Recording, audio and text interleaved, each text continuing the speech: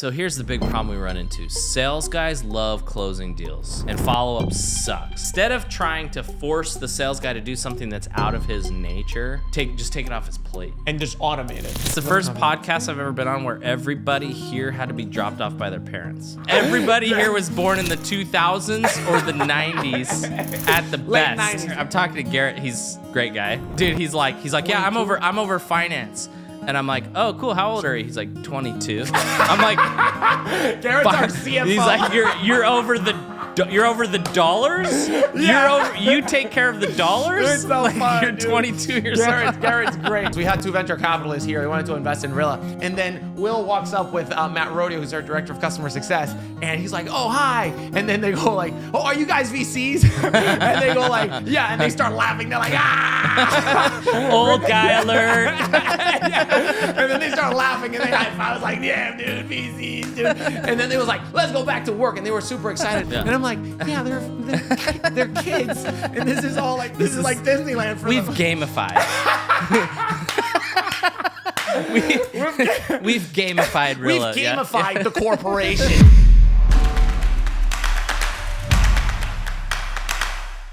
Welcome to another episode of the RILLA Labs. I am Sebastian Jimenez, the founder and CEO of RILLA, the leading virtual ride-along software for the home improvement industry. Today, I have the pleasure of talking with Ryan Fenn, who is the founder of CEO of Chirp, which is the leading marketing and text messaging automation platform for home improvement businesses. Today, I talk with Ryan about our mutual background in stand-up comedy and how we leverage that background into a very successful career in technology. We talk about Chirp and everything that you can do to automate your marketing campaigns from outbound to rehash appointments and how you can generate millions and millions of dollars for your business without having to spend more money on leads that you don't have, doing more with less. We talk about marketing strategies, sales strategies. We talk about what is needed to create awesome products and experiences for customers by tapping into the creative forces of the universe. I had so much fun with Ryan on this podcast, so please take a listen. I think you're going to like it. Ryan,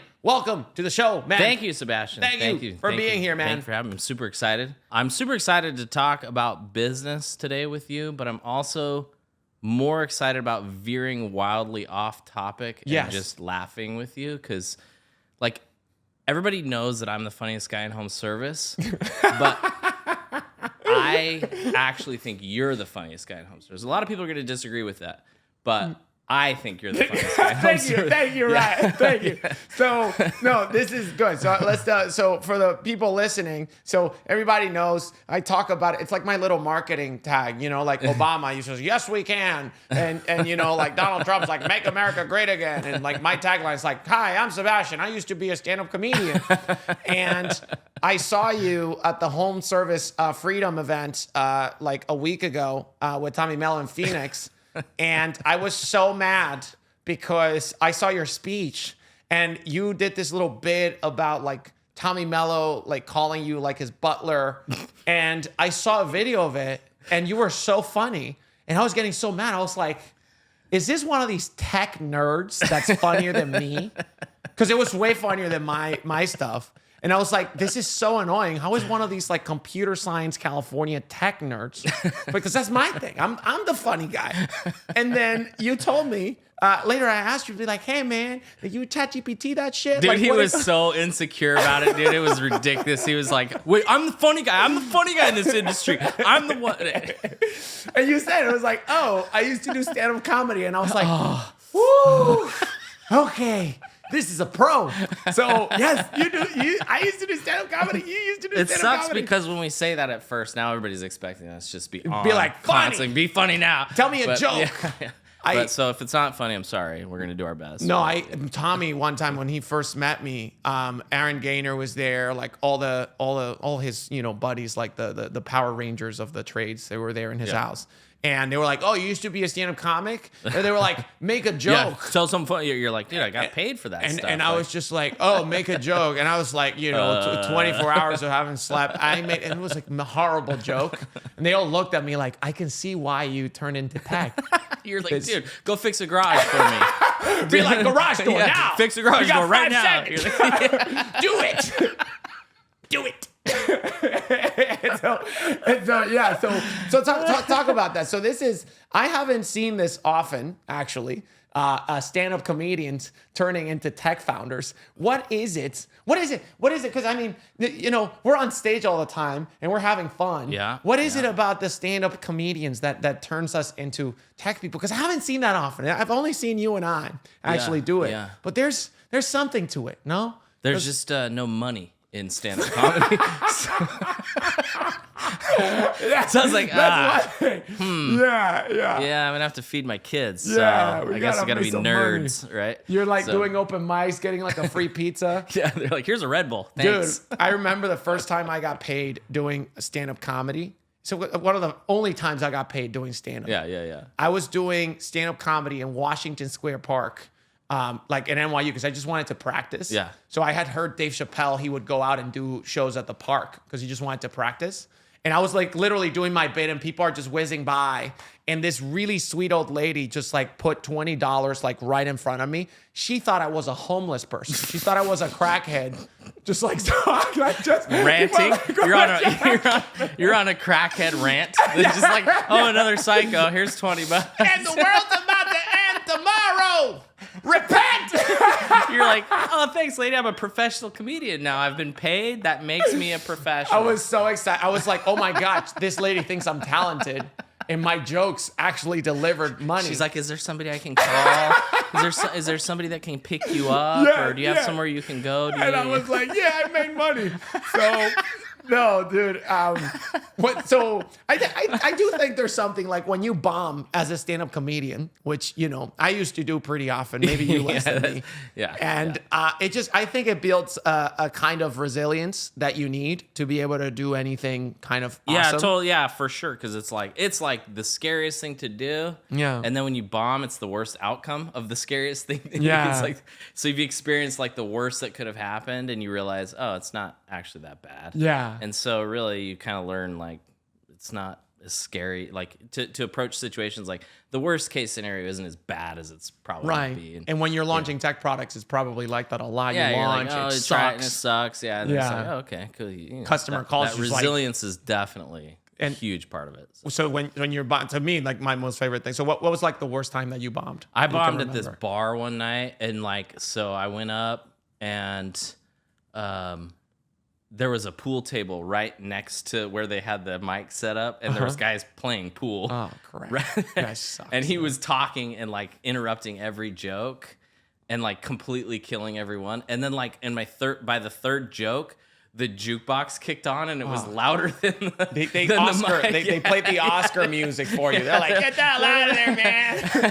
That's the and I worst. Was like, and that was the worst. And I walked off and I was just like, all right, that's enough. Did you do the time? No, I didn't even finish. I was like, I totally was like, all right, that's enough, and just walked off. That's like what happened to me. You saw this happen to me at Epic 2024. Oh, that was my favorite. Like a few months ago. We sponsored this big conference, and they have me like, literally, it's like, oh, we have this whole big sponsorship. I'm gonna be like the mainline speaker. This is how they advertise me. Like, you're gonna speak right before the headliner, which was what was the name of the football player? It was who was it? Deion. Was it Deion Sanders? Deion Sanders. And so it was like, oh, you're gonna be right before him. And I was like, yeah, dude. Let's have a comedian go before Deion Sanders. They literally put me right in the middle of lunch. Yeah. And people are eating. You can literally hear the clanking of the forks. And then people just eating. And they're all looking like they're not even lined up to see me. So all of a sudden be like, welcome to the stage, Sebastian Jimenez. And I go up there and I'm talking and people are like, who the fuck is that guy? What is that? And they just come off like 4 speeches and they're all hungry, wanting to eat. Yeah. They're like, we've had enough. No, we want to sit down and eat. They were confused. And Sebastian's up there like, hello! No, they were all confused. They were like, I remember like people looking up like, what's going on? Like they probably thought that like somebody broke in and was like Zoom bombing the whole Because the best time, to sell something to somebody is while when they're eating. It lunch. It sucks so bad. It was, and I in my head I was, and you saw me. I stayed up there. I did my time. Dude, he's a champion. He goes to war. He goes to war and he doesn't back down for sure. Like, I'm doing my time. Yeah. I had like 30 minutes. I got 30 minutes. I'm paid for this. I'm doing my time. It's like, screw you people. I paid for this shit. I'm going to stay up and do every single one of these 30 minutes. Dude, and it was loud, bro. And if you think this is bad for me, I'm going to make it worse for you. Yeah, because that's the other thing. They kept talking, and so I was trying to be louder than them. So they kept talking about it. It was so bad. But that's not the worst time I bombed. The worst time I bombed. That wasn't even, I wouldn't call that a bomb. That was just a weird thing. And you weren't even doing technically stand-up, you were selling RILLA, so. Oh, no, dude, that's my trick. Like, to all of my investors watching, every time I go to one of these speeches, I really don't care about the demos booked or anything like that. I know, you're like, I said the same thing. I'm like, that's really great. You got some good information. Oh, I don't care. Did you laugh? Was it fun? Literally. To me, when I saw your speech at Home Service Freedom, and I saw how many laughs you got, and I was like, ah, damn it. And my team was like, yeah, man, we booked so many demos. And I'm like, I don't care. I don't care about the demo. I want to get the laughs, man. This entire company is just an excuse for me to be able to travel. Totally, yeah, It's like, that's what I'm doing. But the worst time I bombed, it was the first time I ever did stand-up in Spanish. I'm from the Dominican Republic. Oh, dude. And I went down there. My brother has like a little food truck, and he wanted to use me for marketing.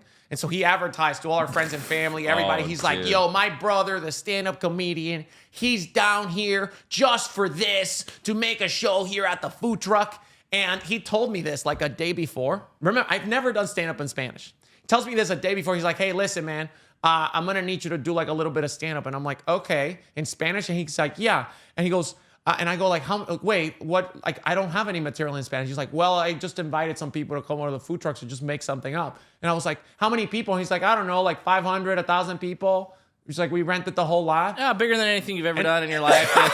He shows me the whole. I was like a sophomore in college. Just like barely, I had like my 3-minute set ready to go in English. And it starts like, so what about Donald Trump, huh? To a bunch of the minutes. And then, and he tells me like, and I was like, how much time do you want me to do? And he's like, I don't know, like an hour. And I'm like, are you out of your mind, dude? An hour? Dude, it was in a day? it was so bad. I literally prepared this like crap. Did you do like a lot of tu madres, muy gorda? I did exactly that. Dude, I don't even remember what I talked about. I just remember that I bombed so bad. My family was in the audience. Everybody was there, right? Because it was like, my dad was heckling me, going like, boo! It's like, you suck, Dad! Go back to class, man! He's trying to keep you in school, man. Yeah. And then there was this lady in the front row. She, like, you're bombing so bad. The lady in the front row was literally going like this, like praying to Jesus. And I think in my head, she was like, forgive me, God, for being in the proximity of this garbage, for wasting this precious time you have given me on this earth with this asshole. And there was one psychopath in the back laughing just like you. And he was laughing at the situation. He wasn't like, He's observing from a distance, just going, this is terrible. So I just beeline out. I was like, hey man, you and me, man. And I did my time. I was like, I'm taking my time. Doing the whole time. Was it your brother? My brother. Did he sell some food? Oh, he sold a lot of burgers, man. Oh. He was like, he was raking. And you're like, but I don't care. I don't care how many burgers I didn't get a laugh. He just kept bringing out food. He's like, do more. He's like, do more. It's like, you're doing great. They're eating, so they show they weren't laughing. That's great. So how did you started out as a stand-up comedian? So how did you tell me the origin story? How does Ryan start out? How did you get into stand-up? How did you go from stand-up to where you are right now? So I haven't gone that far back in a while. So I always wanted to do it since I was a little kid. I loved stand-up.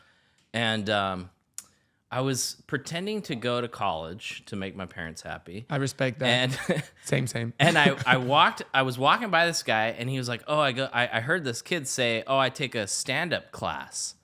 And I was like, "Oh, there's a stand-up class? Like, that's weird." And so I was like, "Is it here at the college?" He's like, No, it's at the Improv, which is in LA or Orange County. It's one of the great clubs, yeah. And I was like, "Oh, I'm gonna go check that out." And so I go and check it out. And I did the class, but it's a total scam because you can't teach somebody how to be funny. Yeah. And so they're just guys taking people's money and like scamming people because everybody that comes out of there sucked. But I happened to have a little bit of talent, like just a little bit, enough to like, oh, I think I could do this. and I did a set for the little graduating class, and I was the only one in the graduating class that got a laugh. That got any single any laugh. The other ones were laughter. just Jesus. And it was still it wasn't the best. I was never the best, but I was good enough to at least be like, I could make it. I could make it probably as a working comedian or something, cruise ship comedian. You can make it as a tech founder. Yeah, I could probably make it in a totally different industry. Yeah. And so I did stand up, and I kind of just I was kind of going to school. I didn't finish high school, so I was kind of going to community college, and then I was like, I really want to do this stand up thing, and it. I was doing good. I opened for some cool guys. I got to meet Bill Burr and Daniel awesome, Tosh, and hung out with Pauly Shore one night. Tom Wilson, is that his name? Tom Wilson is Biff from Biff from Back to the Future. He does stand up, and he's really good. Oh wow! Yeah. You know who I'm talking I know about, right? Biff. Yeah. Biff. He actually does really good stand up. Look him up on YouTube. No way. But so I got to hang out with a lot of really cool guys and do comedy with some cool guys and open for them and stuff. But it was it's a really dark world. Stand-up comedy is. There's a lot of drugs. I don't do drugs. Never did. But you don't drink either. I don't drink either. Yeah, I don't drink either. Yeah. But I just saw it as, and I've always wanted, I'm a family guy, I wanted a family. And so I kind of just started to go, this may not be the right path if I want to have a family and try to do this the right way. And so I stopped. That's when I moved to Utah, from California to Utah, and met my wife, Lonnie, who's here with us today. Hey. We've been married for 15 years since this. So I stopped doing that to focus on family life and get a real job. Yeah. And how old were you at that time? You were 25. So we got married when I was 25. I turned 26 on my honeymoon, so it was right when I turned 26. We kind of bounced around. I'm stand-up comedians are usually good at sales too. Yeah. So I did sales, and then I started. Jamie Foxx did famously. He started doing door-to-door sales. Yeah. And so I started. Lonnie got pregnant with our first son, Maddox, and I was like, "Oh crap! This it's real now." He's here in New York this weekend as well, right? No. He came with me a few months ago. A few months ago. Okay, got it. No, he's back home in Utah. But so when she was pregnant with him, I was like, okay, this is it's serious time now. I have a child to feed, Yeah. And so we started a business. We moved to Utah, and I started a windshield repair business. That was my first entrepreneurial venture. That was I'd tried little things here and there, online digital marketing and stuff. Yeah. But that was my first successful business. So we got the idea to, you get little chips in your windshield and they'll spread if you don't fix them. And so what we would do is somebody would pull into a gas station to get gas, and the old timey gas stations, you pull in to check your tire pressure, check your oil, wash the windshield. We tried to recreate that, and so but we wouldn't do all that. We just wash the windshield. We'd say, hey, thanks for coming in to get gas.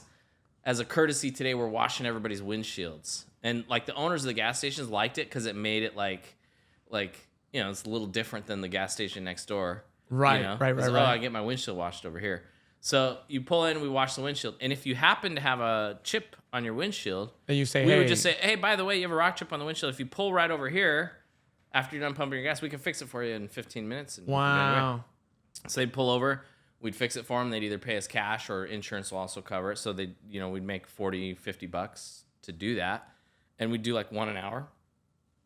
And so we were making $40-$50 an hour, and that's more money than I've ever made in my life. Yeah. And so I was pretty stoked. And so we started, which, by the way, if you have any young entrepreneurs out there that want a good business opportunity to learn how to be a business owner, that's a good one. Literally just windshields. Yeah, windshield repair. It's really good. In the DR, there's a version of this in the Dominican Republic. When you have your car and you're driving, they're not as welcoming as inviting. Yeah. They just literally, there's a guy, we're very good at baseball. There's a guy from 500 feet away. He literally throws a dirty, sloppy, little mop of water. He just throws it and it just lands like a bomb on your windshield. And then the guy comes and now he got you. When he targets and he got you, you see him running and then he just starts cleaning your windshield with this dirty water. Can somebody else else wash my windshield after this guy washed my windshield? Literally, you're just like, Just no, made man. my car way dirtier. You literally pay them money, be like, don't do that. Just, I'll get, here's $100, man. Don't do that. Just leave my windshield alone. Yeah, That's what I'm imagining when you do it. Yeah, we're not homeless people. We weren't homeless. We had a house, and we used a fresh bucket with like Windex, and we did a good job. It was like a step above homeless, but we were not homeless. Every time I've had one of my It American... wasn't newspaper that we were using to wipe the window. Every time I've had one of my American friends, European friends, come to the DR, they always get startled. They think we're being attacked by terrorists. And I'm like, we don't have that here. It's just the guy with, because it just lands on your car. He's like, just like starts. That's what, when you told that story, I was imagining you doing that.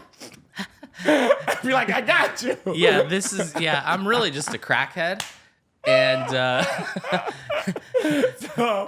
and my parents are like, yeah, you have a good little business.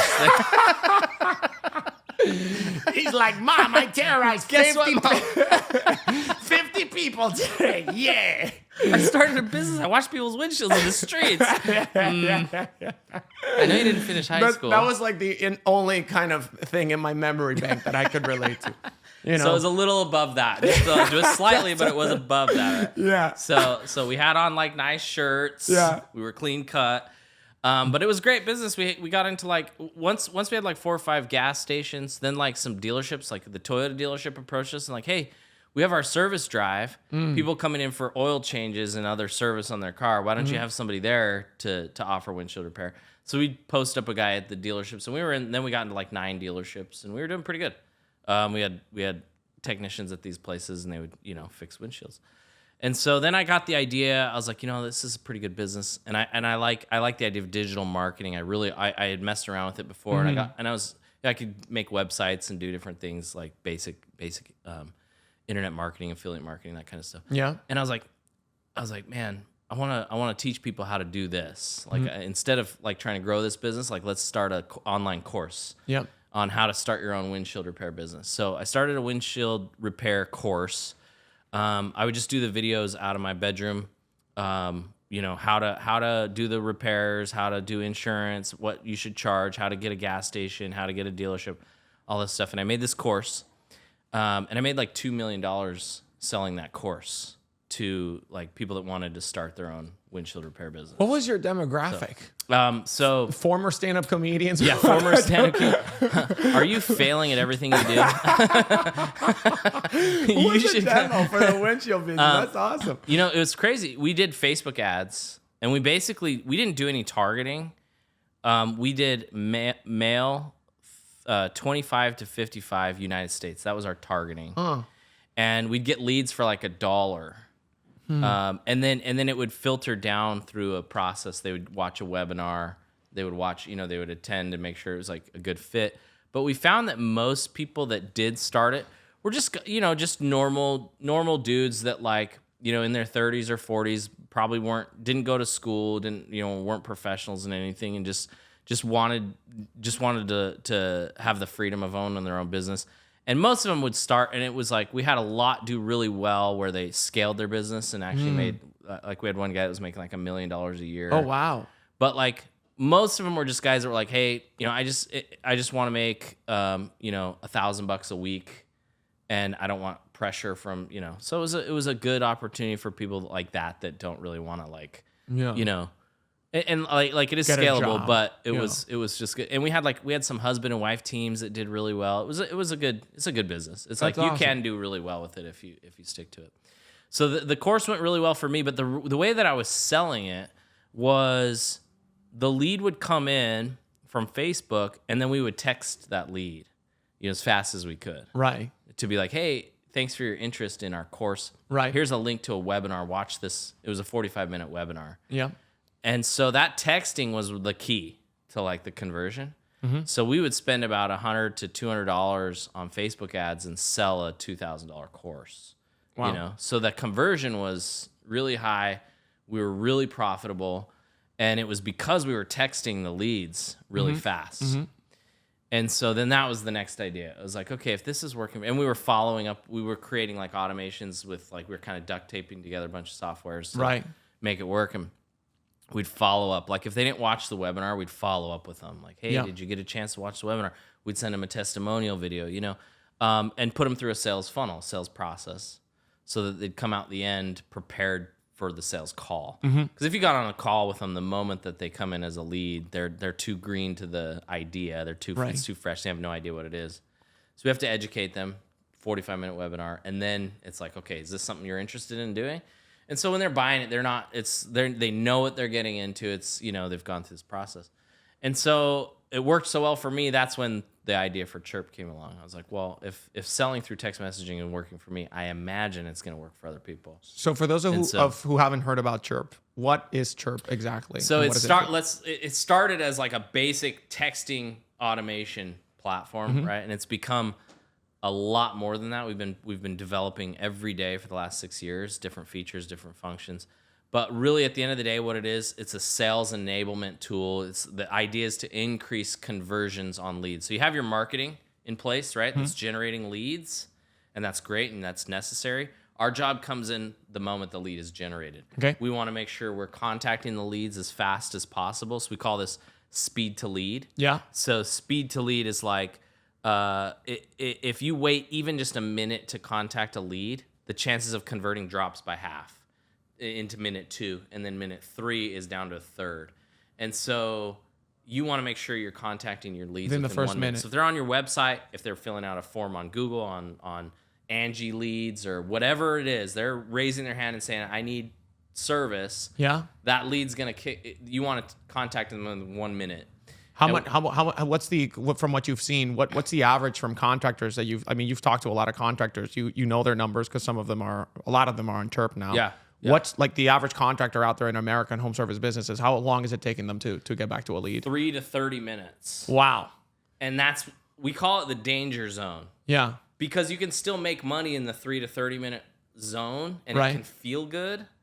And that's what we say. It's like, you've been in business. If everything feels good, you're like, don't touch anything. Don't change anything. We don't know what's working, but don't change it because it's working. Everybody's in that situation in business because they don't know exactly what's working, so they don't want to change anything. Right. And so that's what we call the danger zone, because you're like, I'm making money, so I'm not changing. Right. I feel good. So we say, well, the only way to make more money is to just get more leads. You have to bump the marketing, right? Right. And so you go, well, we know that there's like limits on how much you can spend in an area. If you're in a smaller market, you might be maxed out on budget. Leads, like if that's your only strategy is to get more leads, that's a finite strategy. You're going to run out of space. And so you should be looking at, okay, what could we do to maximize what we're already getting? Are we converting at the highest rate possible? So we say, look, if you're closing, if you're contacting your leads in 3 to 30 minutes, what if we back that off to 1 minute, and you've got a pool of leads that you could be closing right now without spending any more money on marketing? You've already got those leads. So walk me through the numbers. So let's say that I'm a contractor, to keep the number simple. I generate about 1,000 leads a month, right? Yep. I'm nothing like too insanely big, but I generate 1,000 leads a month.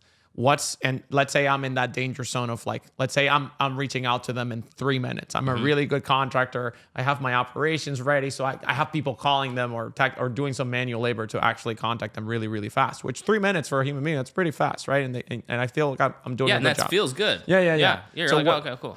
So what's the conversion rates and so what's the difference between conversion rates? Well, I'll just take you through an example. Yeah. We had a company start with us in January. In January, they started actual speed to lead, and this is one of like 100 features we're talking about here. So they started speed to lead in February, and we compared January to February. So apples to apples, 1 month, right? And they closed. They got. My numbers might be a little bit off here. I'm just drawing from my memory bank here, but it's on the website. But it's something like 90 leads in January, and something like 75 leads in February. Okay, so they had fewer leads, but they closed 10% more business and a higher ticket. So they ended up closing. It was something like $80,000 in February from the leads, but like $120,000 from the leads in in February. And like I said, So my in numbers January could be was off here. in January is like $80,000 and $120,000 in February. Yeah, so you had fewer leads in February and still more revenue. So it was, double. Like it's like So in February, the leads that they had in February went down from 90 to 75. Yeah, just from their marketing. So it's so nothing to do with us. So they just had less leads. But they had less leads, but they had it was like a 9% conversion increase, right? And a higher ticket close, because some of those people that are gonna move on quick, they're usually the higher ticket ones too, because they're in a bigger they're more stressed out, because if you're searching for something, if you're like your air conditioning's broken or something, you're like stressed out, right? And so you might search, find somebody, and call them or submit their information. If you don't hear from them, you're moving on real quick to the next one. Because the higher ticket is more likely to be the one that's captured with the quick response. Because they need that. Yes. So it's like, it's not just that you're capturing more, is that you're capturing the higher quality, which is why you get, out of 75 leads, $120,000 versus, $80,000 with 90. Yeah. So you're literally doing more with less. Yes, exactly. And just by a simple little metric of, can I get back to my leads faster? It's like the most basic thing, but it's hard because you've got so many things going on in your business, and there's 3 ways you can contact that lead. You can pick up the phone and call them. Mm-hmm. That comes with a set of problems, right? You have to have somebody there that can pick up the phone within 1 minute and call them. So they can't be doing anything else. Right. If they're on the phone with somebody else, it's too bad. Like, they got to drop the call, you know what I mean? And then the second problem with that is most people don't answer their phone. So it's like they submit their information, you get a 25% answer rate. Like, even if they just submitted their information, if they don't recognize the phone number, they'll block it, So you might actually be trying to do it within the minute, but they're not going to answer. Exactly. So it doesn't matter. Yeah. So you might get to them in the minute, but they won't answer the phone. Okay. So that's the problem. Number 2, you can email the lead. We can easily get it into the inbox within a minute with automation, but the chances of them reading that email within a minute is much lower. So the answer is text message, right? It's going to get into the inbox within a minute, and you're going to have the highest read rate or the highest, consumption rate of that message. Right. Versus calling an email. So you're going to have a 98% read rate on the text message, and I think 70 to 80% of that is in that first minute. So it's your best chance to get their attention in that first minute. And so that's just one of the components of what you guys do. If we're talking about the customer journey, for those that are listening, I'm holding my hands out big, like I'm telling a fish story of how big a fish is.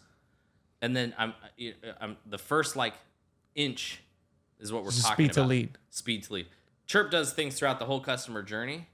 This is just that first minute of the conversation. And I imagine when you get a new customer, I imagine this one's more pressing for maybe some of the smaller contractors that work with Chirp, or do you see that even large contractors like 50 million and above? The one I just told you about was a $30 million company. Wow. And that's still the low hanging fruit that they can go after. So it's amazing to me. That was my first thought, was like, oh, this is good for smaller contractors who are super busy, because those bigger guys have it figured out. And we're finding that even at the $50, $100 million range, they don't have it all figured out either. And there's low hanging fruit that can just be grabbed, just by changing a few simple things. Yeah, because a company's big doesn't mean they figure that out. We had TR Miller. If you've heard of TR Miller, they're I don't know, $50 million. I don't know. That's guessing off of how many trucks. Yeah, a few $10 million. I just this last week interviewed him on as a testimonial. He did 2.3 million additional sales in the last 12 months by implementing Chirp strategies. So the speed to lead in particular? Speed to lead is one. Yes. So I'm saying 2.3 million overall Chirp strategies. But the point I'm making there is even a $50 million company has low hanging fruit they're missing. What's the next most low hang, the easiest thing that the contractor can? The easiest is going to be estimate follow up. So both follow up on leads that didn't convert into estimates, and then laser targeted estimate follow ups. Okay, so those are kind of the 2 next really easy ways to get a win with Chirp. Is making sure, of course, not all of your leads are going to close, right? Mm-hmm. And so for those that don't close, about 80% of those are eventually going to close at some point, whether it's with your company or somebody else. Because they're in the market. They're in the market. They're eventually going to close. And so if you follow up, if you stay consistent with your follow-up, even for 6, 12 months, you're going to get conversions that wouldn't have happened otherwise. And so we create automations to make sure that you're closing people on the front end by following up consistently at the beginning, right? And then long-term as well. There's so many times when we look in the system and like a text will go out, like a 6-month follow-up text will pop up, and the guy will go, "Oh, you know what? Yeah, it is time. It is time for me to actually." And now make look, that investment. that's a fresh lead for the sales guy that you didn't have to pay again for. You know, and then because a text message doesn't cost you a penny to send it out. And we're talking about specifically like these are leads. You got the lead. You went out there, like it turned into an appointment. The technician or sales rep went out there, did an appointment. The customer decided not to buy, whatever it was, reason. the HVAC replacement, the repipe, like, the service, like, whatever it was, you just didn't get them in that particular moment. Most contractors, they'll be like, okay, be gone. The lead just disappears into the system. It's gone, and they never try again. And what you're saying with Chirp, you can implement a follow-up process where it's like, okay, we didn't close this lead. Maybe they need to think about it. Maybe they need to talk to their spouse. Maybe they didn't have the budget at the particular moment. Maybe they're doing other projects that take priority in the house, and yours is just not the priority right now. You're saying with Chirp, you can actually develop automations that can then follow up with the homeowner for you, so that even 6 months down the line, when they are ready to make a decision, they go with your company. That's right. So for example, we just had one. He's like, he goes out, does the estimate, and then a week later, so you can set it up to like, okay, let's text them the day after the estimate goes out. Let's text them 3 days. Let's send an email on day 4. Let's send a ringless voicemail. So a ringless voicemail is a pre-recorded voicemail that goes into their inbox, just which is really powerful. But this guy gets a text on day 7 after the estimate, so 7 days, and the guy goes, "Hey, yeah, shoot, I've been busy. We went out of town. I actually had 3 estimates, but you're the only one that's followed up, so I'll just go with you." And it was like that would have been just gone, right? That deal's just gone, because like the sales guy would have been like, "I don't know, this guy's not answering his phone. Forget it. I'm moving on." Which the other 2 companies did, and that text goes out on day 7, and they get a deal because of it. And it costs 0 extra effort to bubble those leads back up to the top. Why are more contractors not doing this? Because they haven't heard about it. It's just like not the way of doing business. Yeah, well, I mean, at the end of the day, right? So here's the big problem we run into. Sales guys love closing deals. They don't like Sales guys love being in the action, and follow-up sucks. It really, it just sucks. How does it sit in your computer? Yeah, and you're naturally, so this is like getting philosophical here. Like sales guys are sensitive little babies. I'm saying that as a sales guy. So relax. There's like that sales guy driving right now. This is bullshit. Yeah. I'm not a baby. I'm a grown man. Every owner just went. No, I'm totally kidding, you guys. No, but sales guys, I shouldn't say that. Sales guys have their way of doing things, and they love doing it, and they love closing deals. They love being in the action, but when it comes to stuff that's outside of their that keeps their drive and keeps their motivation, it's almost impossible to get them to do. Completely. And owners will battle with sales guys constantly. Like, did you follow up with your leads? And like, dude, I closed 5 deals yesterday, and the owners will get complacent too, and it's busy, because you're closing deals. And it's like those leads just get kind of forgotten about because you're just pumped, you're jacked, you're making money, and it's like those leads that could have closed and would have closed if somebody would have followed up will never, just because the sales guy's too busy closing deals. And so I say, instead of trying to force the sales guy to do something that's out of his nature, take it off his plate. And just automate it. And just have AI software automate it for you. Do all the follow-up through email, text, voicemail, all of these different things with particular cadences over time, so you can actually maximize your chances of capturing that lead later when it's a better time. And I want to apologize to my sales friends out there. Oh no, it's all good. Yeah, you guys are a bunch of babies. And like if my salespeople are watching, you guys are a bunch of babies. Like, I don't care. No, there's one who's like, I'm not a baby. I'm a grown-ass man. Yeah, you're like, you're seen proving that? my point. Yeah, It's that Key and Peele. Yeah, be like, I'm a grown ass man.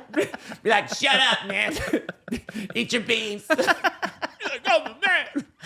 I'm a grown ass man. So anyways, no, you are grown. You're legit. You're good. A grown-ass salesperson. You're really good at what you do. You're a big boy salesperson. I wanna kind of double click here. Yeah. This is because I want to emphasize how important is this. Like just speed to lead and just follow up, which two easy things that most people are not doing. I know this because we also work with thousands of contractors. Yep. You guys work with thousands of contractors. Most people are not even following up with that lead at all. At all. So once, maybe twice. Have you? I read one of the first sales books I read when I was getting started in software sales. It was this book by the founder of Close.io, which is like a CRM for software startups. Have you heard of this guy, Estelle Efke, Close.io? And in his book, and we teach it to all of our salespeople. In software, we kind of we already know that we need to follow up with people because we don't have the luxury of having all the decision makers present at the time that we're trying to make a sale. We have to talk to one of the people at the company, but then we have to talk to all the decision. So we know that we're going to have to follow up with people. Yeah. We do a call, we do a second one. In software sales, people are used to like 3 to 6 month sales cycles, right? So we know that we need to follow up over email, text, multi-thread, do all these things. And one of the things that he says in the book, this guy who runs the CRM for software sales, is 20% of the sale is in the demo, in the presentation, and 80% of it happens in the follow-up. Right? Yep. And the best salespeople are not necessarily the best at the demo. They're the best at the follow-up when it comes to software. And he has a great story that I just wanted to tell everybody here, which is just so aligned with what you just said. We coach all of our salespeople at RILLA to follow this story. And in the book, he basically mentions the power of doing what he calls the fruit. And we do this at RILLA. He calls it the fruit. Mm-hmm. He was like the Thailand or the Philippines. And he's out with a bunch of people trying to learn hypnotism. And they go to this beach, and they're going to go on this boat trip. And in this beach, these group of Americans and Europeans, they're walking around, excited to go on their boat trip to have a great day. And this lady with a little fruit stand, she goes up to them, and she doesn't speak any English. And she just says to them, fruit. She's like, fruit. And they go like, hey, lady, we don't want none of your fruit. We're going to go and, we're going to go on our boat. And then they walk, right? And they go over to where the boathouse is, and they try to figure out their boat. They come out. Lady follows them. He's like, hey, fruit. They go like, lady, we don't want your fruit. Be gone, lady. We don't want your fruit. She's like, okay. They walk over to where they told them the boat is. And they go to the boat, and the lady goes again, fruit. And she did this like 3 times. Before they get on the boat, the lady's still there saying, fruit. And one of them, because they're saying like, lady, we're going to get on the boat. We don't want to eat. And then one of them, before getting on the boat, they say like, well, this boat is a 5-hour ride. I'm not hungry now, but I might get hungry on the way. Hey, actually, lady, let me buy some fruit. Yeah. And then it was like a group of 20 people. All of them said like, yeah, we do want some fruit for the boat ride. And they literally bought the entire fruit stand. And the lesson in the story is that the lady, she didn't change her messaging at all. Yeah. She just kept saying the same thing. Yeah. Fruit. Yeah. And she didn't change anything at all. She wasn't very persuasive with her messaging. All she did, she kept following up until it was the right time for the buyer to actually purchase the product. And it was all about timing. And so much about sales is finding the buyer at the right time in their journey. And if you're only interacting with them at one particular point in time, the chances of you finding them at the right time are very small. But if you're following up with them over a period of 6 months to a year, you're increasing your chances that the buyer's going to be at the right time. A text's going to hit at the right time. You might follow up with somebody one day, and they just got in an argument with their wife. Yes. And they're like, and they throw their phone. Yes. You don't have any control over that. Yes. Right? But you might text him the next day, and he just closed a deal, or maybe he's a sales guy, he just closed something. Happy. And his emotions are the right, and it's like perfect, right? Yes. And so people, that's really perfect. Talking about fruit, because she doesn't change her message. It's not about the message. It's about the timing and staying top of mind. It's called, this is like the nerdiest thing I'll say all day today, it's driving the message into the reticular activator in your brain. The reticular activator. Yeah, super nerdy So sounding. you were a fucking nerd. One of these computer. I didn't come up with this. This is. I just read it in my comic books. Professor X came up with the term. So the reticular activator is the part of your brain that causes you to make that causes you to consider something and make a decision. Right. So the fruit the first time didn't drive it in, right? And so it was in like a little bit. And then by the time it got there, they're like, oh, and it hit that point where they had to consider the offer and make a decision. Yes. Have you ever thought about buying a car and you see a car, maybe you go to a dealership and you see a cool car and you go, oh, this car is cool. I've never seen it before. Nobody's going to have it. Well, I live in New York, so I've never thought of buying a car, actually. Exactly. So where us normal people are from, we drive cars and we buy them. Yeah. And we don't just use our phones to call them up. About that. What is this car thing? And so the point is that like an Uber? Yeah. Is that like an Uber? A car. Yeah. Wait. You want me to be my own Uber driver? I don't understand. I don't get it. I don't understand. I thought I was doing this to make money. So the point is you would think this is a cool car. I've never seen it before. I'm gonna buy it. And then maybe you don't buy it right then and you drive home and you see like 4 of them on the way home because it just was never in your mind. You never would have saw it because it never had entered that point in your brain. Yeah. And so once it's there, now you see it. And so it's the same point of this. It's like we have to drive the message deep enough to get them to consider it and want it and then buy it. And that might take, and they say it could take up to 18 touches to close a deal. Yeah. Oh my God. To maximize your conversion rates, and how many sales guys in the home service space are following up? Nobody knows because it's not part of their not part of their structure. Yeah. We had I want to say 2 things here. So we had Jim Johnson, the CEO of Contractor Coach Pro. He's one of the top coaches for roofing specifically. Yeah. And he used to run one of the best roofing companies back in the day. He's a good dude. And the way that they did marketing, right? He did this back in the day. He figured out that his core customers, they really loved golf. So they would send them a bunch of, it was like golfers who lived like right by golfing, the golf courses, right? Yeah. They live by the links. We call it the links. Like in the Wii Sports, what's that called? Like with the Wii, but without the Wii. Yeah.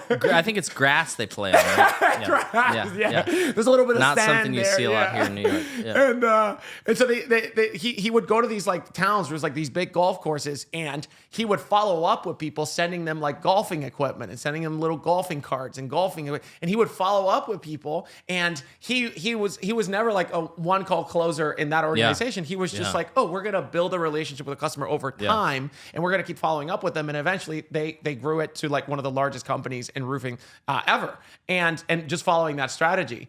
And one of the things that we did recently in the RILLA Labs is we published a report saying that there is a very high correlation when you look at across trades, whether it's windows, roofing, siding, doors, HVAC, plumbing, electrician. There's an insanely high correlation with time spent in home and increasing your close rates and increasing your average ticket. There's just a correlation. I'm not saying there's a causation, but the more time you spend with a homeowner, it seems to be correlated highly with increasing average tickets and increasing close rates, right? Yep. And there's a lot of hypotheses that I had around this, but we've talked to a lot of sales coaches.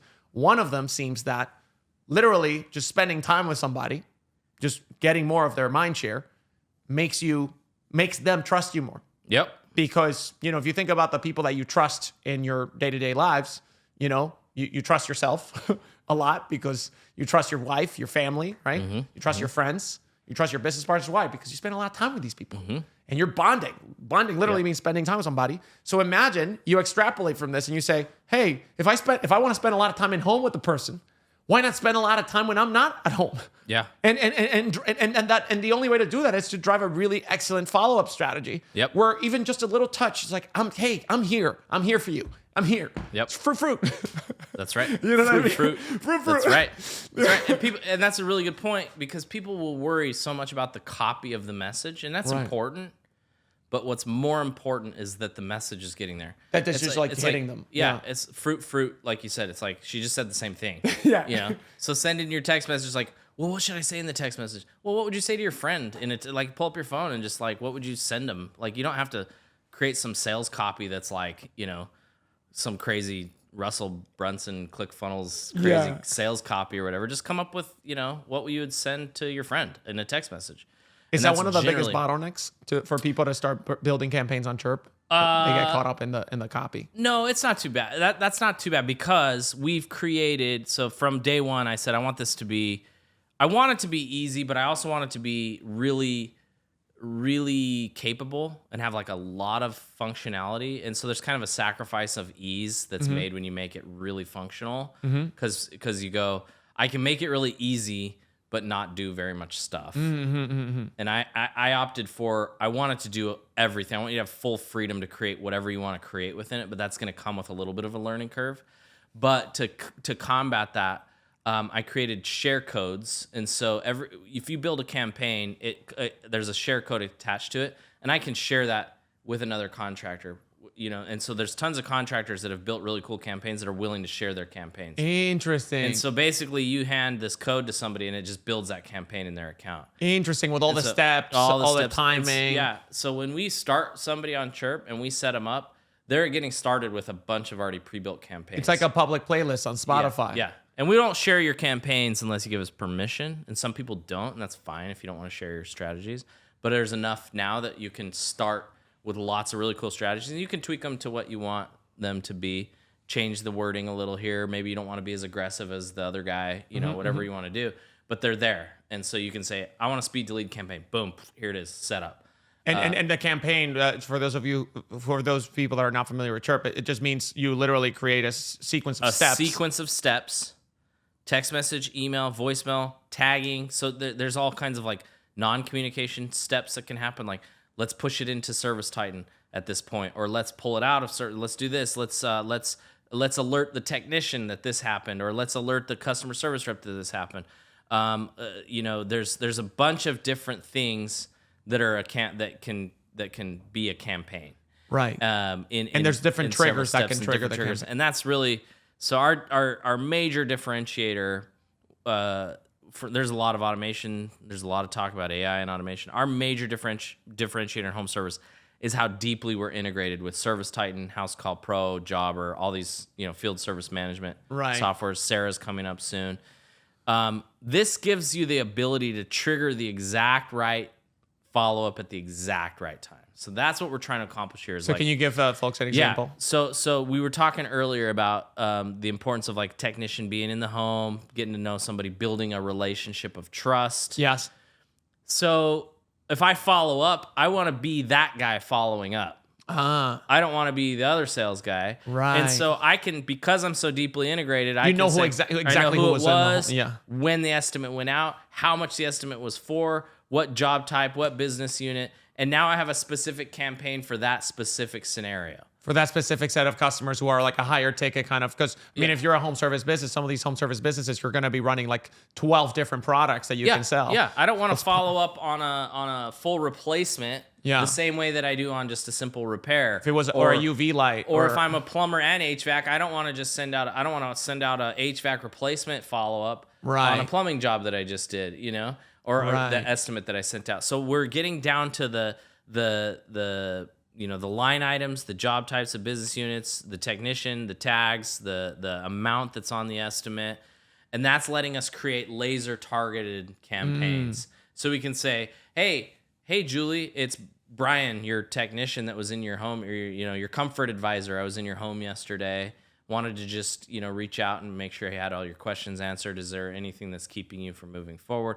And now it's like, now I'm deepening that relationship because it's really coming from Brian, the guy that was in their house, And that because you're deeply integrated with the field service management software. Yeah. What's the number one reason why people look at Chirp and say like, I don't know if this is gonna be for me right now. And what's the thing that gets them over the edge usually? So that's usually like the integration is a big deal because they're like, oh, I have this stuff.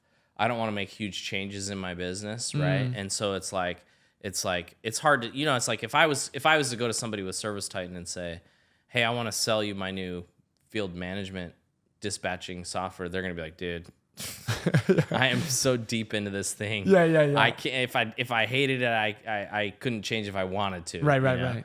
And so when we say no, you don't have to change what you're doing. You're already doing that. You're still going to click estimate sent. You're still going to click job complete. You're still going to, all these triggers are already happening. Let's take what's already happening in your business and just enhance it. And so they don't have to change a whole lot of what they're doing to trigger these right things. It's built on top. And so, how long does it take somebody to like onboard with Chirp once they sign up with their first campaign? So this is where a huge part. This is like, I never wanted to sell software that was just like, here's your software, good luck. Like, good luck. Yeah. Figure it out. You know, I think you guys have all dealt with software companies that have done that. Yeah. So we have a team. You get an automation expert assigned to your account. Yeah. And so when you get onboarded, we work with you and say, okay, where do you want to implement these strategies? So you have strategies from speed to lead all the way to reviews and post-job follow-up and all kinds of different things in between.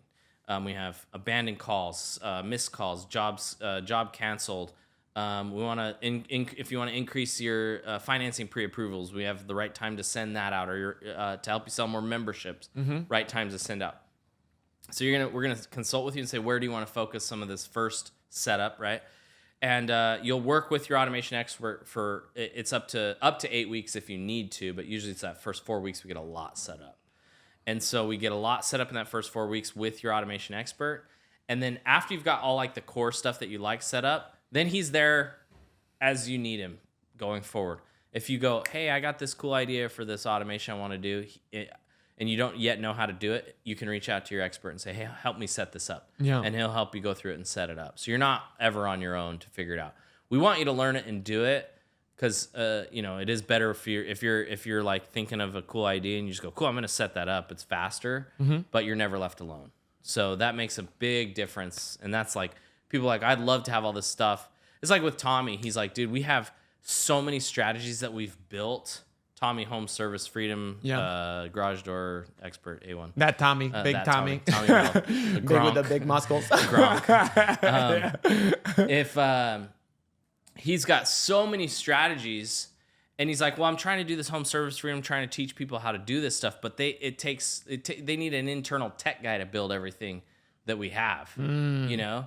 And that's why he was so stoked on Chirp, because he's like, oh, now I can take all these things that I'm doing like manually that I had to have a tech guy set up, and I can put them in Chirp and hand them to somebody and say, okay, here you go. You know, what's the number one difference, or I guess like top three differences between because with any tool, any software, there's people who the software enables everybody, but people, use it differently and then they get different results. Just like, YouTube's a technology that's available to everybody. And some people do great on YouTube. Some people do great on SEO and some people don't. What's the number one or top three differences between the contractors like Tommy, who are actually excelling and getting like 90% of the value out of Chirp and even more, and pushing the product to its boundaries, and the people who are not as successful as they could be with the tool? Yeah. So any software is going to be like a gym membership, right? It's like, you can pay for a gym membership and never go to the gym. Right. It's not going to do anything for you. Right. And there's the guys that are going to go once a week and be like, why am I not seeing results? Yeah. And then there's the guys that are committed to doing it. And and it's like, it's the guys that are committed. So there's never going to be a well, maybe there will be eventually, but right now there's not, where it's like, push this button and build my business for me. Wouldn't it be cool if we could just go up, I want to start an HVAC company, click here, and oh, cool, I got an HVAC company. Sweet. Let's end work, man. Let's not work anymore. Right? Just hang out. So there's never, the human element needs to be part of this process. We need the people in there that are the guys that are driven to make the money, that want to be thinking of these cool ideas and going, oh, if I just did this, if I did this. And we're obviously going to come with a lot of already existing ideas. But we have great companies that come up with ideas like all the time that we're like, oh, that's a cool way to use Chirp, that we didn't think of. We had Lori Scholl, Eagle Pipe. She had a really cool, this was the financing pre-approval. So basically when a job is scheduled, she'd wait just a few minutes after the hey, your job has been scheduled. A few minutes later, a text goes out and it says, by the way, we totally understand that this is a big financial, decision.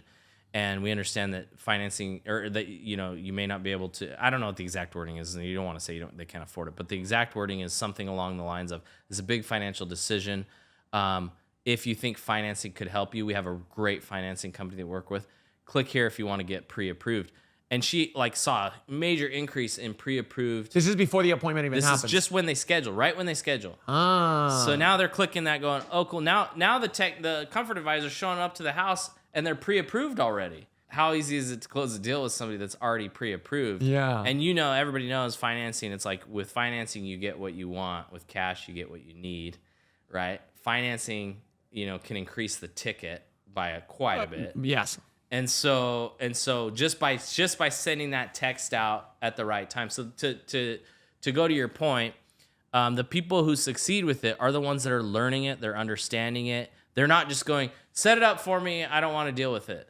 Right. And we work with those people and they get value out of it. But if you want to get the max value out of it, you're a business owner and you want to figure out more ways to increase it. And it's taken all of this time and all of these companies to come up with all these cool strategies because people are in there. That's what's so cool, I think, about your tool is that it's like, it really is so flexible in the way that you could literally have the same tool used at different companies and you're going to get wildly different results. Yep. And then you like you're doing right now, you literally get to be like an overseer of human creativity and see what people are like coming up with. Totally. And I love this. That's why I love being in tech. Similar to stand up, it's like such an opportunity to like, most things in the world are like diminishing marginal improvements or diminishing marginal returns. Yeah. Like labor capital, but with technology, you get to create something that then like it's actually increasing marginal returns. Like this little technology that you created enables somebody to create a completely new campaign that didn't exist before. And it just like bombard, and it's like increasing marginal returns. Yeah. That's so cool. How do the, like in terms of marketing, right? Like we're talking about coming up with these new strategies that didn't even exist before. Like you couldn't even do it because the labor, like it was cost prohibitive to actually have all these people doing these campaigns. You're now having people not only replace campaigns that they used to run manually, but literally be able to do things that they were not able to do before, right? Like, you know what I mean? Yeah. So how are you, in terms of like there's always like, anytime there's a new marketing technology out there, like whether it's Google, right? Revolutionized marketing. It took budgets out of TV and radio and put it into online. Yeah. There's like email, right? There's text now. Like what do you think are the biggest kind of, landmark shifts that are happening right now for marketing, for home services specifically, that are going to fundamentally change the way that contractors market? Well, AI is, a huge thing, right? And this is a really good question because people kind of look at it and go, "Well, are you eliminating jobs? Like, is this like the idea here?"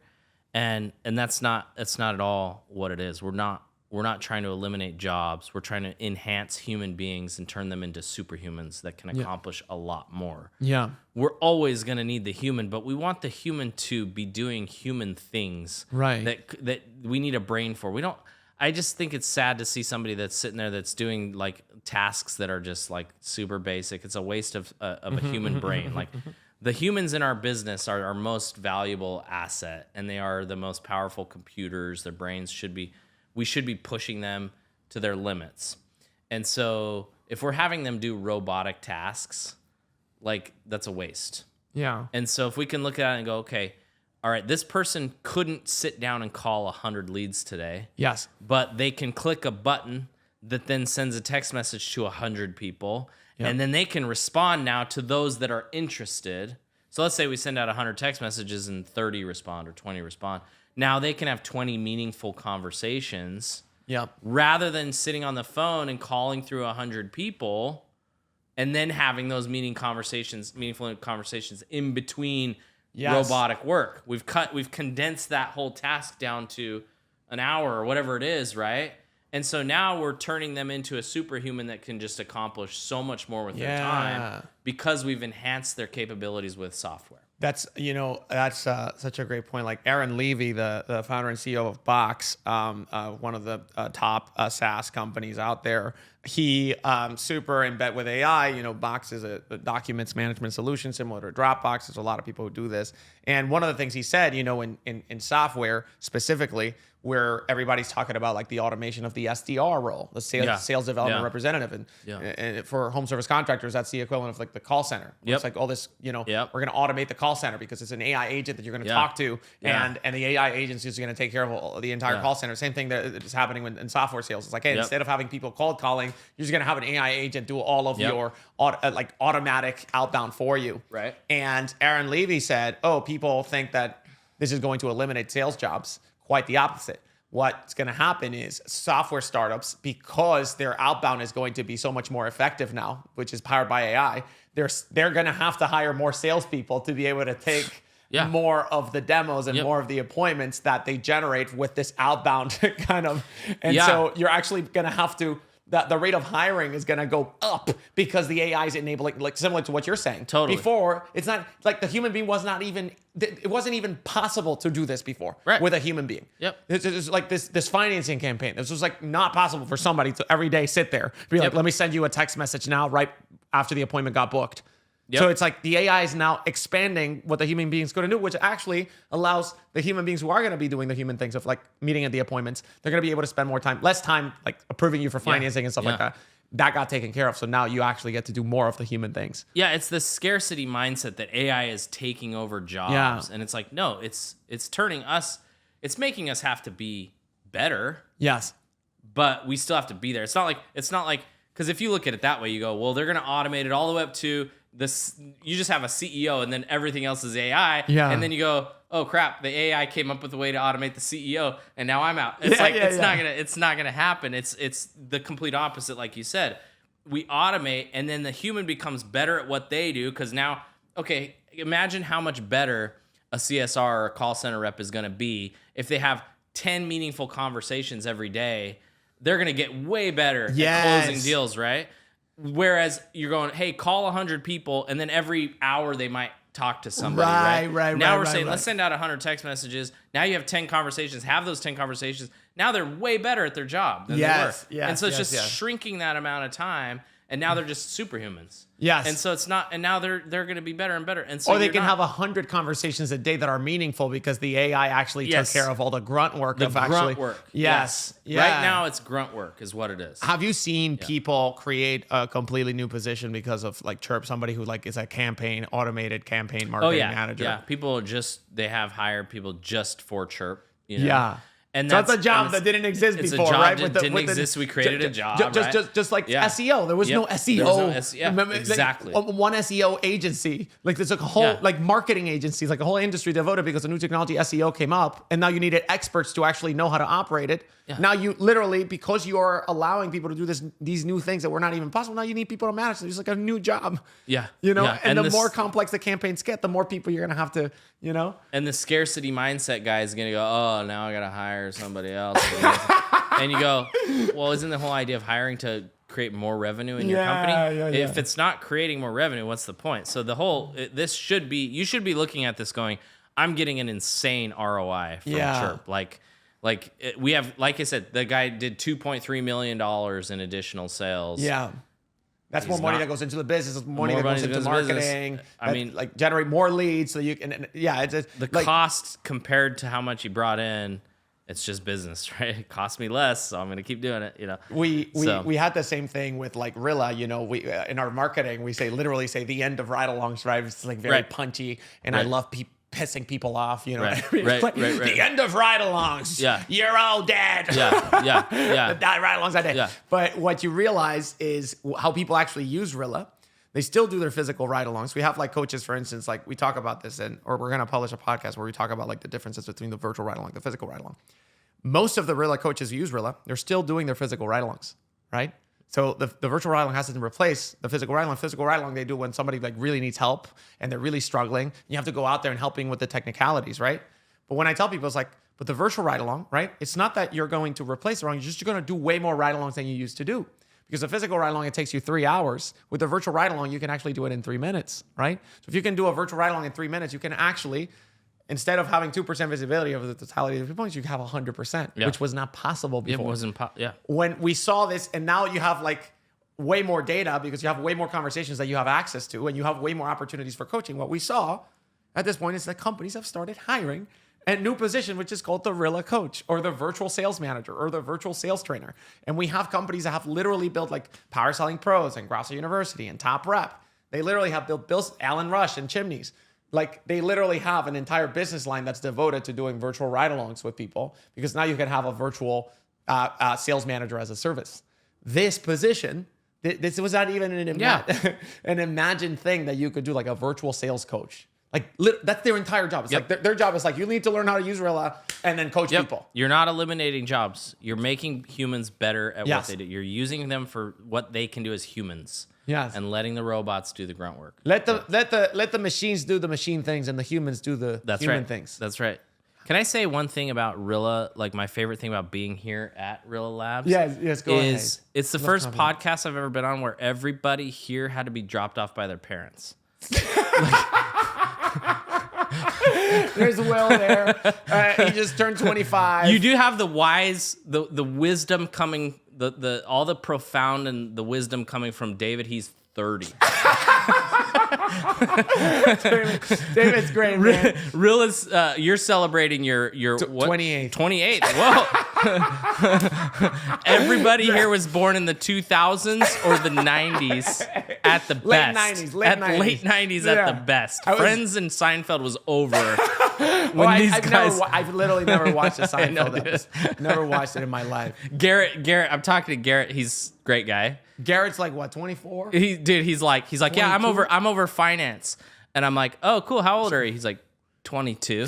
I'm like, Garrett's our CFO. He's like, you're over the dollars? Yeah. You take care of the dollars? It's so fun, you're 22 years old. Garrett's great. Garrett's a theater kid from NYU. And we have him do You have like 40 employees and there's like juice boxes and like carrot sticks. You didn't see us in another room? Yeah. They have like the Nintendo. They have the Nintendo Switch set up. Yeah. And we used to have it set up here. And David, who's the old sage here, he was just like, he told me like his first day he started here and be like, listen, man, these stupid kids, they ruined my podcast studio because they were playing their video games. He's the crotchety old man. He's 30. He's all crotchety. No, dude. Get off my lawn. I turned 28, dude, and I felt so old. I was like, oh my God, I am part of the Matt Filito. Matt Filito's our sales manager. He's like the oldest person. How old is like 30, 32? Matt Filito's 32, and he's like the oldest person at RILLA. He's like, yeah, man. He's like balding. And I'm like, damn, dude, Matt Filito, I'm with your group now. I'm part of the old people at RILLA. Which will, by the way, like your mom's picking you up like pretty soon, right? Like we're pretty soon. Literally, dude, it's like Peter Pan and the Lost Boys. Yeah. It's like a bunch of children just following another bigger child around. Bangerang. Like people, I remember one time we had some VCs over. Hi VCs, we love you guys. The VCs, Will's like, love you guys. So the VCs are the venture capitalists. We had two venture capitalists here. They wanted to invest in RILLA, and they were here like a Friday at 9 p.m. and past everybody's bedtime. And we work, we work like it's like a college. People are here until like 12 and 1 a.m. It was a Friday night. And they were like arguing with me. He's like, Sebastian, you cannot be working 6 days out of the week. That's not going to scale and blah, blah, blah. And then Will walks up with Matt Rodio, who's our director of customer success. And he's like, oh, hi. And then they go like, oh, are you guys VCs? And they go like, yeah. And they start laughing. They're like, ah. Old guy alert. Yeah. And then they start laughing and they high five. I was like, yeah, dude, VCs, dude. And then they was like, let's go back to work. And they were super excited. And the VCs just and then looked everybody's at me. like, bet. They just looked at me and they told me like, I've never seen people be excited to be going back to work on a Friday at 9 p.m. Yeah. And I'm like, yeah, they're kids. And this is all like, this is like Disneyland for We've them. Gamified. We've gamified RILLA. We've gamified the corporation. There's like a little bing every time somebody gets a sale. You know, it's like little coins pop out. And we have like our dashboards there and stuff like that. With the sales team, like they literally call themselves the kennel because they know that they're a bunch of dogs. It's buffoonery, but you know that's why. God bless America. That you know what I mean? Makes a lot of money. We're one of the fastest growing startups of all time. And you walk into RILLA, everybody's like, I'm going to kill you, man. Beep, beep, beep, beep, beep, beep, beep. We're playing Mom, shut up, Mom. I'm at work. Mom, I'm at work. Stop calling me at work, Mom. I took my sandwich, okay? Dude, my co-founder, Michael, he's like, dude, he's so funny. What's he, 14? What?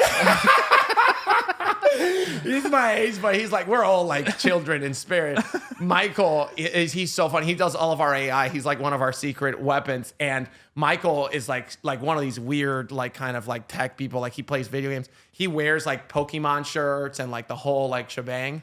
And we went to meet our investors who led our seed round. It was like this big office in New York at the UiPath buildings. UiPath's like the super multi-billion-dollar company. I told Michael, I was like, hey man, we got to dress up for this, okay? He shows up with like these baggy pants and his like Pikachu shirt and his like little, and I was like, hey man, what do we talk about? And he was like, I thought you told me to dress up. This is my best. I was like, you're wearing a costume, man. It's a costume. It's like you said, dress up. That's what it means, right? Dress up in a costume, right? He's wearing the Yeezys, and I'm like, God dang it, man! God dang it! We're worth $1 billion. So yes, we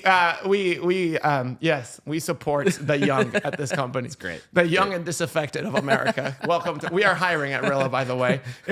Base pay $250,000. My first job out of high school made $250,000 a year. It's pretty cool. Dude. Played a lot of Wii. We got these kids making like 6 figures. And I'm like, what are you kids doing? Like literally our sales team is like a bunch of like former college athletes who were literally throwing balls into the air like 9 months ago. And they were just literally playing basketball, football. And now they're making like $400,000, $800,000 a year. And they're all like, I need to look at my portfolio of investment. These are my Pokemon cards. This is my stock investment. This is how much money I have in what is it called? I can't even think. Bitcoins. This is my Bitcoin. You're like, yeah, dude, I'm a boomer. I don't know that shit. I'm borderline. I'm like, I understand boomers. I'm not one though. What was that? Yeah. What was the thing that Will was saying that the generation Alpha? What is it that they said? Sigma. Skibbity toilet. Skibbity toilet. I didn't even know that one. I'm like, I only know it because I have a 14-year-old at home. Yeah, so. that's Gen Alpha. That's like beyond Gen Z. And and like, do you think Gen Z is like, with TikTok, Gen Alpha is gonna be like enabled by AI, so they're gonna be like large language models, man, coming up with weird.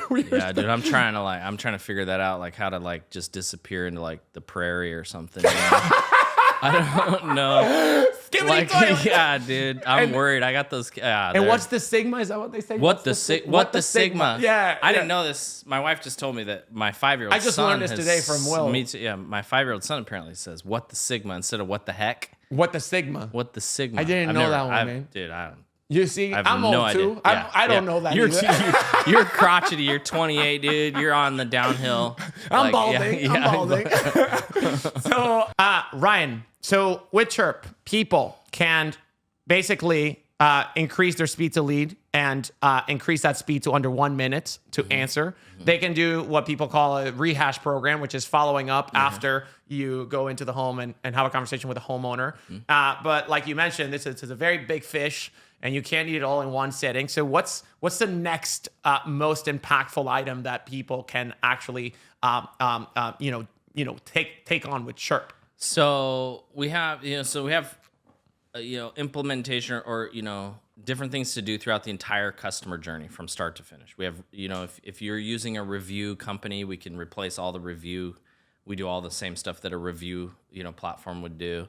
So everything from the moment the lead becomes a lead all the way to the end of the job, and then follow up, post job follow up. And then to kind of shoot from the hip when you're in a situation where you need to fill your calendar, the outbound, everybody's outbounding, it's a big deal. So we talked a little bit about it already, but outbounding is a big, just like instant win. If you have a database of customers, owners are always like, get more leads, get more leads, get more leads. And we should always be trying to get more leads, obviously. But we should also be going maximize lead conversion. And so if you have a database of past customers, Like it's there. You've paid for that. You might have 10,000. We have a guy that just uploaded 1 million contacts Holy from crap. past. You know, what state is that? I don't know. I don't know. But it was like we saw. It was like holy cow. So you might have 2,000. You might have 1,000. Whatever. Those are customers that you've paid for, and if you're not squeezing every bit of juice out of them, you're losing money, and so or you're losing opportunity. So with Chirp, it's really simple to pull up past customers and reach out to them automatically. You can use a call center to do that, or like I said, you can pull that up. You can say, okay, send out a message to these 100 people. And like we had a girl recently, she was like, it was Wednesday, Friday was not booked, and there was no sign of anybody booking for Friday. I was afraid I was gonna have 4 technicians with nothing for them to do. So Wednesday afternoon, she sent out a text message, and she's like, I booked all of Friday and the next 2 weeks after that. Right. Just from past customers. And you got to be careful. You got to be texting. These got to be customers that you've worked with. There's rules and there's laws and all this stuff around this stuff, and we follow all that stuff. But if they're your past customers, you've paid for that data. You should be harvesting from that data. There's no point in if you're trying to build an asset, you need to be building a customer database that you have a system for reaching out to that database. And so Chirp makes it real easy. You can pull up a list. You can base it on anything you want. It's like, when was it last serviced? What job was done? All that stuff.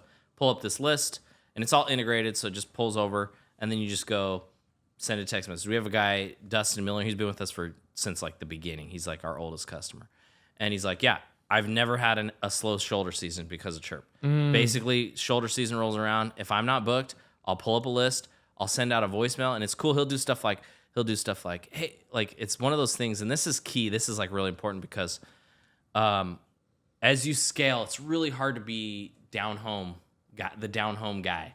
People love having their guy. Oh, I know the owner there. I know. I love that company. And so as you scale, it's hard to keep that because you're an owner and you're not able to have a relationship with 1,000 customers. Right.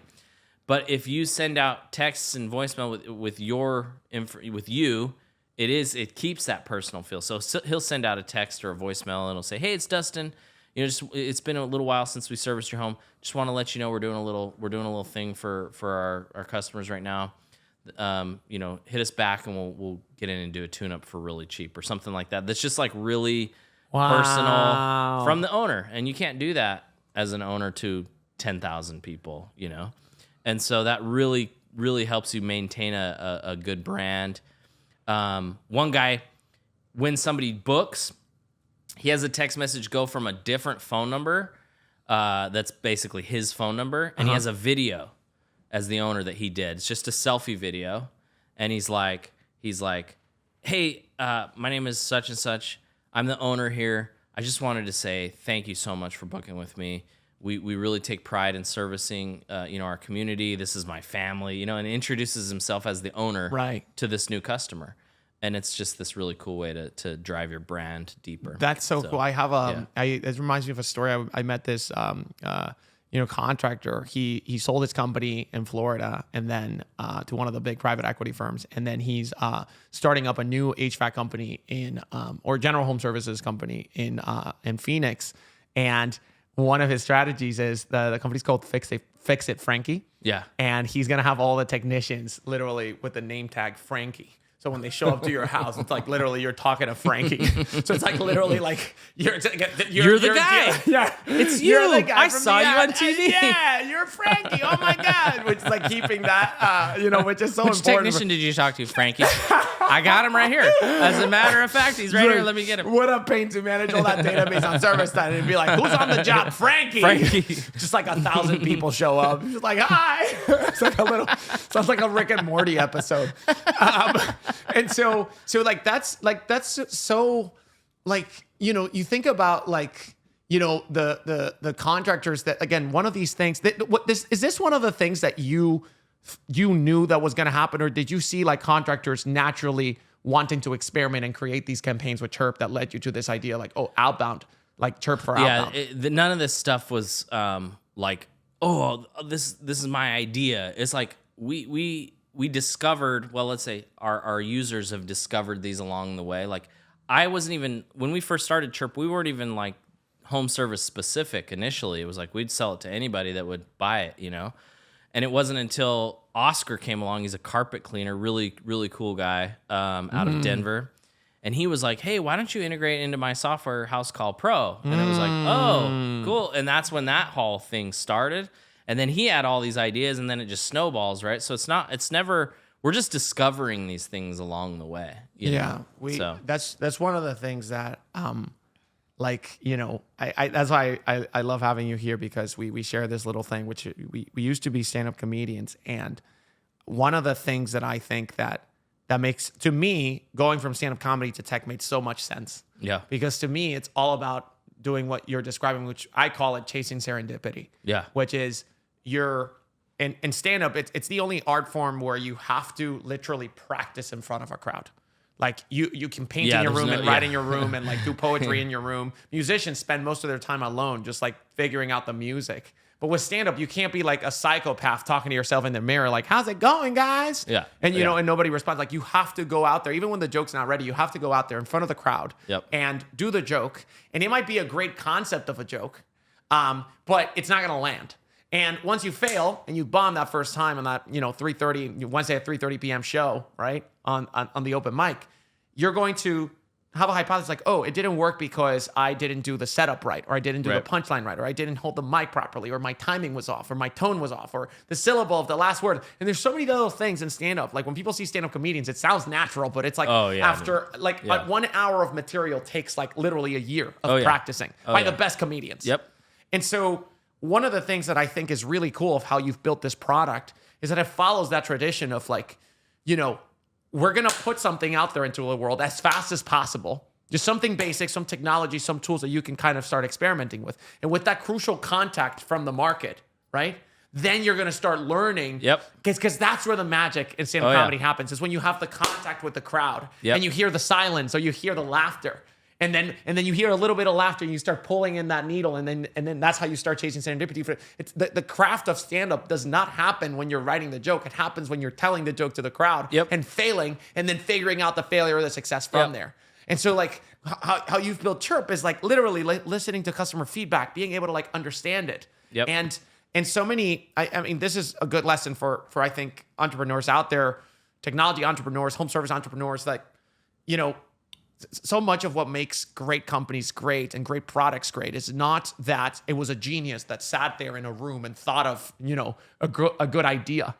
Right. Ideas are worthless. Yeah. It's the people who saw the execution of the idea through, who were able to really listen intently to the feedback from the crowd, right? To be able to create that awesome hour. Yeah. As material. An owner, I even have instructed my people. It's like, don't come to me and say, I have a really good idea. Just come to me and say, I have an idea. Yeah. Because if you say I have a really good idea, that's not too much pressure. Yeah. It's like, no, it's an idea, and then let's see if it actually is something that works. And I like what you said. So Jerry Seinfeld, a stand-up comedian that was famous long before you were born. And everybody here, you guys, this is a cultural reference you might not get. But Will's like Googling Jerry Seinfeld right now. He's like, oh my God, I went to college with his granddaughter. He's old. He's like 60. Yeah. He's like 60. He's old. Anyways, Seinfeld made a really good point. He said, stand-up is not an art. It's a contact sport. Yes. And there is a winner and there is a loser. Yeah. And so you either win or you die. By the crowd wins or you win. There's only two ways. Yeah. If the crowd dies laughing, you won. Yeah. If the crowd, if you bomb, you die. Yeah, you lose, right? And I think it's a really good comparison you make to the software world, because it's like, okay, yeah, cool. You say all these cool things about software. There's all this cool stuff, whatever. There's winners. Are you winning or losing? Are your customers making more money or less money? Yes. That's it. Do they use the product or do they not? Are they making more money and things are more efficient, or are they not? And do you have product market fit or not? Yeah, because I could say all these cool things that tech can do. It's like, okay, you know when they created that first robot dog that could do a backflip? I do not. Okay. Is that before my time or is that during my time? So it was like, so they make that dog. You've seen it. It can crawl upstairs, and it's this robot, this really advanced robot, and it can do a backflip. And you're like, that's really cool. What is it? Does it make me any money? Right. And it's yeah, it's a dog that does a backflip. And you're like, neat. No. How do I make money with it? That's a good setup. That's a good concept of a joke. Yeah, exactly. But it doesn't slap. So I can do a demo and be like, look at this cool, crazy thing that I can do with this. Yeah. And it's like, neat. Does that make me any money? That's another one of the qualities that I love about stand-up that I think translates so well into business and technology. It's that, you know, a lot of art forms, you can bullshit your way around it, right? Yeah. If you're painting, you could be Yoko Ono and put a toilet in the middle of the MoMA and say like, it's modern art. Yeah. And you're like, no, it's a toilet and it smells like piss. Yeah, and no, it's and you can argue, it's objective. Or with like music, you know, you hear these mumble rappers. That's one of the Gen Z inventions. Yeah. You know, one of the great inventions of well, it's actually. I'm a millennial. I'm the last of the millennials. Yeah. Will says I'm a millennial. I like to think of myself as a Gen Z. But I like to, so it's one of the inventions of the Gen Z generation. It's like the mumble rap. It's not a millennial.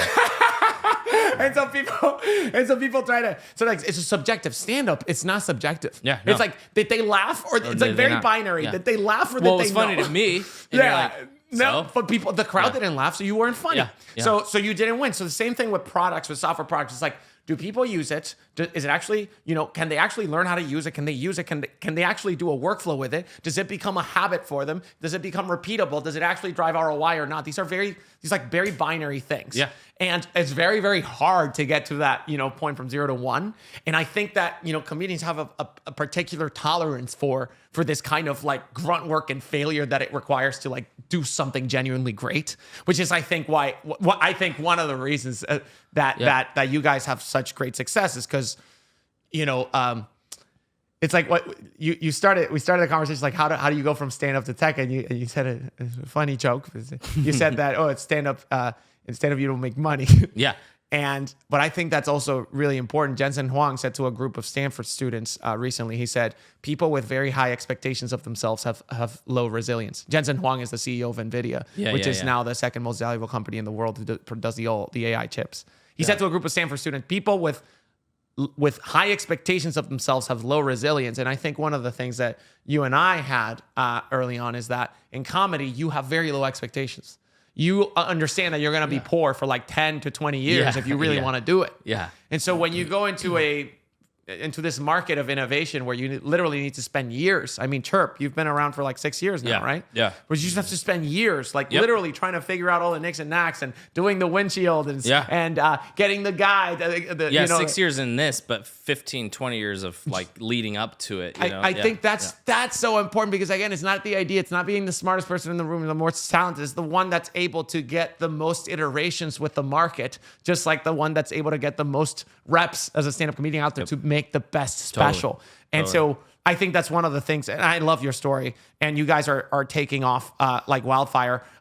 Ryan, we have been talking out of our minds for like an hour and a half to 2 hours. And hope you've enjoyed it. We lost like 20% of the salespeople when we called them babies. So maybe they came back now. If you guys are back, Ryan, how can people learn more about you, about Chirp? How can they learn more about you?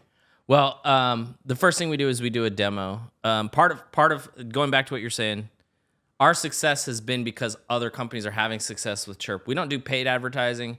We don't do. We're as successful as we are because our customers talk about us because they're making money using it, and so we've spread like wildfire because one company's going, dude, I'm making a ton of money. You should check this out, and everybody's going, okay, cool. So that's really how we've grown, totally organically, from the success of itself. So what we do is a demo. You go to chirp.com. It's CHIIRP.com. Two I's in Chirp. T-shirts. You can show the T-shirt. Chirp.com. 2 I's. So domain availability. So go there. Choose a time that's going to work for you.